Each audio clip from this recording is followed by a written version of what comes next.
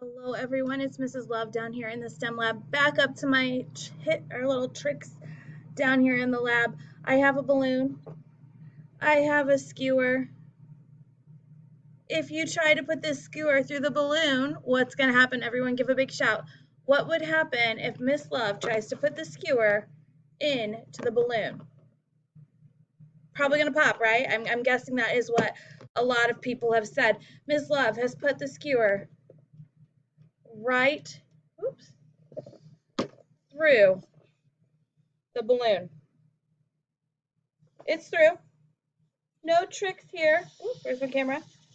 It's all the way through, both ends. How'd that happen? Miss Love is up to her tricks again. Okay, balloons are made of polymers. And as you inflate a polymer, funny word for plastics, okay, as you inflate polymers, they stretch out. And on parts of our balloon, they kind of still stay that little dark, especially that tip right there. Okay, that is where you stick your skewer through.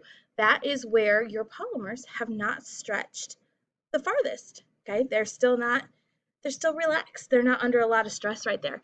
You can try this at home. Just warn an adult first because you may pop a balloon or two. Okay, hope you have fun trying.